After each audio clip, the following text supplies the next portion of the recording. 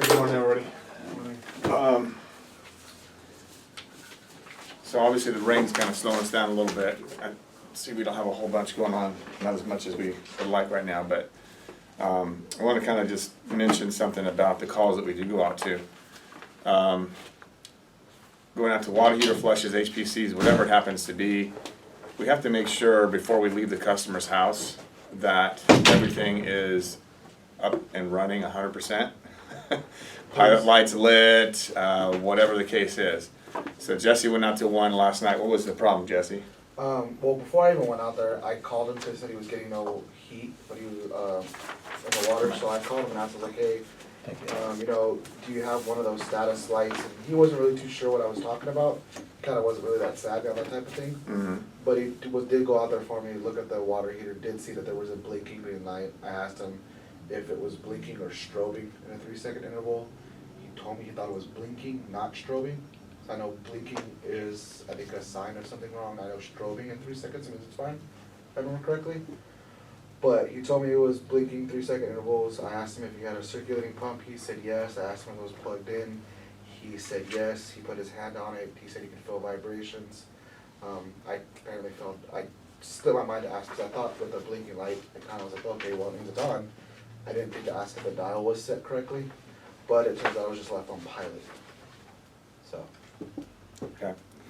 So that's the kind of thing I'm talking about. So we get a customer, we do a water heater flush for them, we're servicing them, taking care of them, and it's not only for a water heater. I mean, when we have an HPC, we're usually taking care of their furnace and their HVAC system. So we go out there and we screw that up. It doesn't make us look real good. Simply turning a pilot light on is, can make a huge deal. Now they can't take, 12 hours later they want to take a shower and they can't take a hot shower. So it's pretty bad and looks bad on all of us. Yeah, the reason why he was so adamant on getting me back others because they've been gone all day. And they didn't get home not too long ago. Right. So they wanted their hot water. So. Exactly. So I appreciate you going out for that, but I just gotta, reiterate, guys, it's really important, especially for you guys that are newer. And Jason going out, you do a water heater flush. You got to make sure that everything's up and running, hot water's on, pilot lights turned back. Do yourself a reminder, whatever you got to do, but go through and double check everything, triple check everything, make sure you're clean, everything looks good before you leave, everything is on, working properly. We can't afford to have any customer upset at us. Now, they kind of gave us the happy call, if you want to call it, on Service Titan through the text that we sent. They gave us a 7 out of 10 because we did go back out and fix it when we found out about it. So we kind of saved some face a little bit by going out and taking care of it. It was a real simple thing. Anybody can make a mistake, I get it. I know it wasn't intentional, but you can't be in such a hurry on these HPCs or any type of service to get in and get out and walk away like that and just basically forget something so simple that upsets a customer. Okay, we're working really hard to get our Googles up and our Yelps up. We've got our Yelps up to about a 4.5, guys, just so you know. Nice. So we do need to. Here you go. We do need to work on our Yelp, and Yelp is really something that we've got to get up to over. We're at 3.5. Oh. You know, Just 4.5. no, for Yelp is 3.5. Google. Google's 4.5. Sorry, Google's 4.5. Yelp, we got to get up to 4 or higher. 4.5 would be great. I have people that are calling us and they're looking us to do different types of advertising things, including the Bradford White site. Okay. When you go on the Bradford, the reason that I'm not doing it because I got to spend money on it. Number one, which that isn't the issue. The issue is when you go on their site. Everybody on there's a 5-star on the first 2 pages. 1 4.5. So how would it look if we were 3.5 compared to the 5s? Who are you going to choose? You guys don't. I tell you guys. I've been telling you guys, and so far we've gotten 2 Yelp reviews since I started here, new, and it hasn't happened in a while. We've got to ask our clients. We've got to help them, walk them through it, make them an account if they don't have an account. Take the time to do that, especially when there's more than one of you guys there and someone's built a relationship and got a good relationship with the client. Don't leave there without getting a Yelp. Do your very best because, guys, that's only going to make us busy. That's what's going to make us busier. That's what this world is like that now. For anybody who's growing up in the computer age, you know that's what people are looking at. They're looking at reviews. And unfortunately, unless you're on, Google or Chrome, you're going to basically be on Safari or one of the other deals that's going to put you on Yelp and see the Yelp review before you're going to see a Google review, right? So we need to get those Yelp reviews up. Do everything you guys can to get that up, and that will help us a tremendous amount going forward, especially during the slow times, because when someone looks up, even on other sites that we do advertising on through, there's a couple other ones we do, CallRail, there's other things we're doing that are basically the same thing. Home Advisor, we have a good review. When they look at Home Advisor, we're not with them anymore, but we still have a high review, so that's not going to go down. So we look good there. Angie's List is still the same. We're over 4 stars, over 4.5, and Google 4.5. So it's a Yelp that we really have to work on. So if you don't know how to look at, make a Yelp account, there's a video look up YouTube, how to make a Yelp account. It's so simple, it's so easy. But for them to stick, we want to make sure that they review one other business. Doesn't matter if it's their hairstyle or their grocery store, a restaurant they like. Just have them review somebody. I don't care if they give them a 1 or a 5. We don't care about that review. Just having a second review will help that stick. So we have to do that. And a picture also helps a lot. I don't care if it's a picture of their dog, of their cat, a picture of a baseball. It doesn't matter, just a picture. Okay, maybe it's a picture of your work, air conditioning. Yeah, exactly. Right. So that would help us a lot. So I'm asking you guys again. I want to keep asking. We need to get the Yelps up. We've called and tried to get some removed that look like they're not really even our customers. But Yelp is way harder than Google. It's way harder to remove them. So for those purposes, please guys, it affects each and every one of you guys and the amount of work we have. When it's slow and we don't have good reviews, it's going to be tougher to get business. When we got good reviews, they're going to be calling us because we're going to be up on the top. Okay? Green Sky. What's happening in the if you guys get a Green Sky finance, you guys get the information through Green Sky. You know what the total is going to be. You need to be putting that on your timesheets that you finance with Green Sky as one of the costs. That's an other cost or miscellaneous cost, whatever you want to call it. Whatever that percent is. It's 4.5%, 4 point whatever. Because what's happening is we don't get that information back for almost a month. So, I don't want to be surprising you guys and you being surprised when you're expecting a certain check and all of a sudden I just took off, that you're part of that. Because we basically share in that cost. Normally, like in a credit card, we pay 2.5%, 2.2, depends if we swipe it or if we do it manually. On these things, we're doing about 4.5%, and that's pretty average for the Green Sky stuff that we offer. The stuff that we offer. It's like 4.5 to 5. Yeah, it just depends on which program we offer, but. So basically what happens is, again, that's just coming off the top. When you do your percentage on that, you're not paying for the whole thing out of yours. We're both sharing in the cost of that. We're paying our part, you're paying a little bit out of it. It's not a huge amount, but I don't want you to get hit for that later on because you forgot to put it in and you never got charged for it. So that way when you do your job, when you're figuring out how much money you make, what it's going to be. We don't want to be giving discounts and then financing. So I just want to throw that out at you guys. It's really important that when you guys are giving pricing, this is our cash/check price.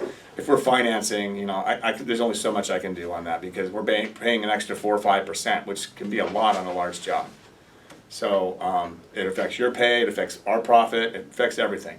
So please make sure you don't say, I'm going to give you a 15% discount, and by the way, we'll finance you with Green Sky, that's another 5%. Take 20% off a job, there's not much left. So you got to be really careful on that, okay? Pay, regarding your pay. I'd like to reemphasize once again, it makes it really difficult on payroll when I've got, okay, let's say for an example, and this is a real life scenario, and I'm not trying to throw anybody under the bus, but it's just an example. So Mike and Ryan are on a job, okay? It's Mike's job, Mike's the one who decides what Ryan makes, and they discuss it. Whatever that rate is, it needs to be on both of your sheets. So if you discussed it, then it should be on, you should know what you're making on that job. Because I need to match it up. I don't want to have to call Mike and say, hey Mike, what are you paying Ryan on this job? Or, You know, are you paying him $20 an hour, 24, 20? I mean, because they fluctuate depending on how much money you have in the job, because it affects your pay, what you pay the other guy. So if they're doing a good job for you, and you say, hey, instead of you know, whatever the hourly rate is, I'm going to pay you a little bit more because we're busting butt, you know, that kind of thing. That's fine. It's coming out of your pay, but I don't want to have to be calling you in the middle of when I'm busy doing payroll, trying to figure out you guys are busy doing an install or whatever, trying to get all that information. It's imperative. I don't care who it is. You write it down. Both of you write it down on your timesheets. So when I pull them up, I look at yours. I say, okay, he says this. Yep, he says that. Good. And then I can put it in, and it's fine. All right. It makes it so much more difficult when I'm going back and forth, and I'm like, okay, well, I don't know what he's paying him. Let me see what Mike says. Well, wait, his says something different. You know, it's crazy. And then the hours have to match too. So sometimes what will happen is Mike will say, okay, hey, I'm paying $24 an hour to Ryan, okay? And Ryan says, I work 6 hours. Mike says 5.5 hours. I'm like, okay, wait a minute. What do we work here? Am I paying you 6 or 5.5? Because again, it's gonna affect both of your pay, one way or the other, right? So please, know what you worked. You guys should be filling these things out every single day for every single job. Don't wait till the end of the week, because now you're trying to say, how many hours did we work? 5.5, 6. You know, let's just be on the same page. If you do it the same day, it makes it easy. You turn it in on Monday morning, it's not a big issue. Make sense?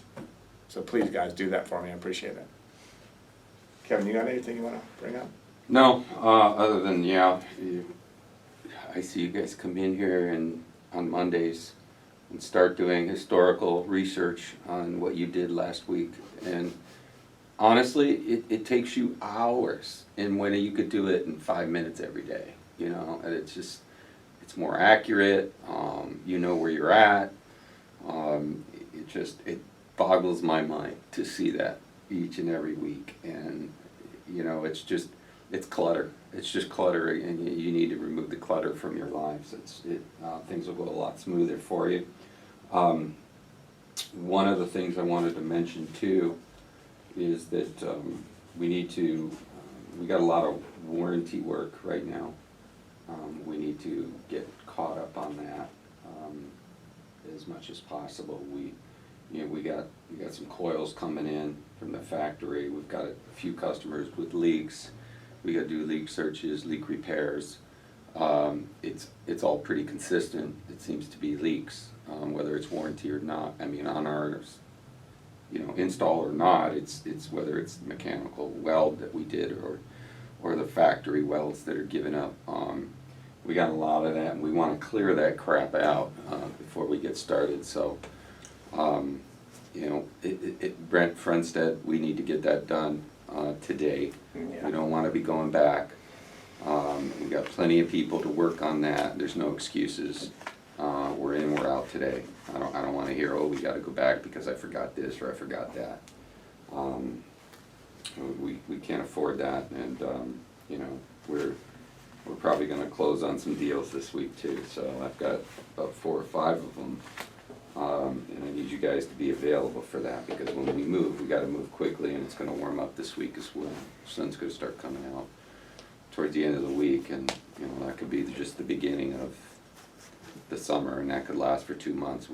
I don't want a 90-degree day and we're running warranty work. Let's clear this out. Let's take it seriously. Let's be organized. Let's get it done. Yeah, and regarding organization, trucks, guys, that includes the front of your trucks. I walked by some of the front of the trucks and the cabs, and it's just a disaster mess. I mean, it's like, I want to say it's like one of my sons. I won't mention his name, but that person it drives me nuts. I just get a trash can and I start throwing crap away, and I don't care if it's money, it's just going in the trash. You know, being disorganized is probably one of the worst things you could be in life, period, because there's an expense to that. There's a cost to it, and you might not understand that cost, but man, it's being organized. It's being very, very functioning at a high level with your time. If you're just sitting around shooting the breeze, I mean, my God, you could be sitting around shooting the breeze while you're cleaning your truck, while you're organizing. I mean, if you got people standing around on a job, it's just, there is no excuse for this. Absolutely no excuse for this. And I learned at a very early age, George Brazil taught me this, and when I went to work for them as an apprentice, that truck got inspected once a week, and I literally went around with a white glove on. And they would, whoosh, like that. And I would have to break that truck into 3 pieces each week, and I would detail it. I got to work early for a couple hours, and I would detail that truck. I was an apprentice, and there was nothing out of place, absolutely nothing, and it was spotless in the back of that truck. And that's where efficiency begins, and George Brazil knew that. And he spent, this is back in the day, he was spending like $50,000, $60,000 on the back of that truck, not just the shell and the truck itself, but everything in it and organizing it, the shelves and everything. And I seen that man come unglued when somebody would open up the back of that truck and it looked like a disaster, because I know how much effort he put into organizing it. And I mean, in what would happen, and this is, I'm considering it, what will happen is if we, we probably should start doing inspections. If you don't pass, you just spend the rest of the day working at $15 an hour cleaning your damn truck. Not making money. We'll give the work to somebody else. We haven't really been able to do that because we haven't had the staff, but we're staffing up. And I will enforce that rule because it's costing you. You probably don't even recognize how bad it is, but it's costing you a fortune. It's costing you a fortune. And then you wonder why you get your check. Dang, it's disappointing. I guarantee it starts with organizational skills. All the time. It's just, that's so important. Time management. You look at executives and books that are written on time management and how important it is to successful people. It's just amazing. They're always multitasking. So when I'm just the other day when I was getting gas, I couldn't just sit there and let my truck fill up with gas. I had to do something. Whether it's cleaning out the trash in my front seat, something, because you don't have that much time in life. You really don't, and you don't realize how much that disorganization is costing you. So that's probably something especially now that we got some helpers, we're going to start making sure that happens, making sure those trucks get organized and stay organized. So, anyway. And one of the things that I want to add to that is, as a technician, as a lead technician, lead by example. If you're the lead tech on, or if you're the driver, sometimes you have an apprentice driving, sometimes you're driving. I know it goes back and forth depending on who we're talking about. But lead by example. Get in there and work with the guy and show him what you want. Don't just expect the guy to go clean my truck, because they don't know what's expected, and then you're going to be even more unorganized when you've got to look for something that they put where they thought maybe it looked like it could have gone. Work with them. That's part of training an apprentice.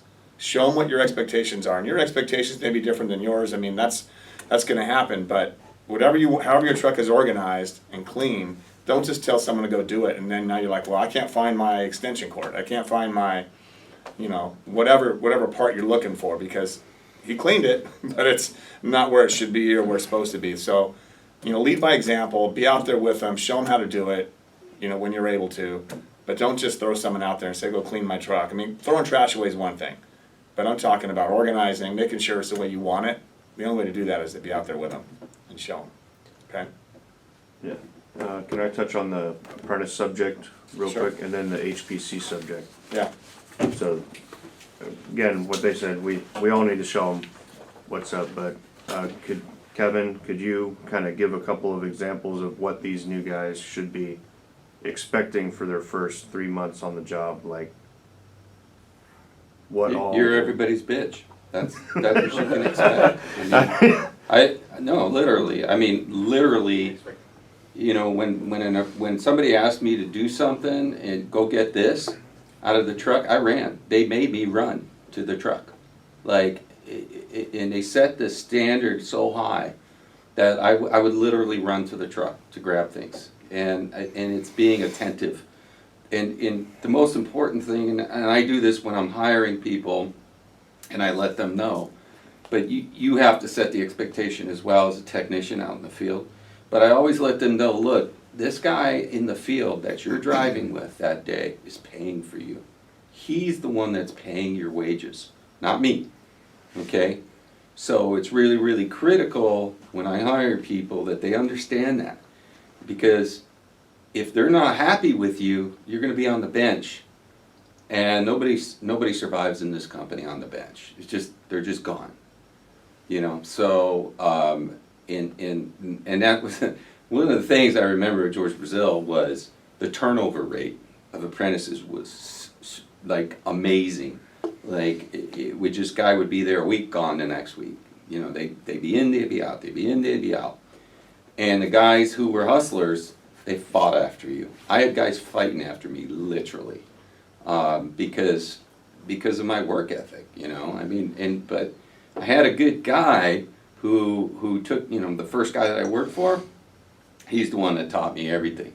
I mean, he taught me how to work, and I hated him, but now I love him, you know, because he taught me that, you know.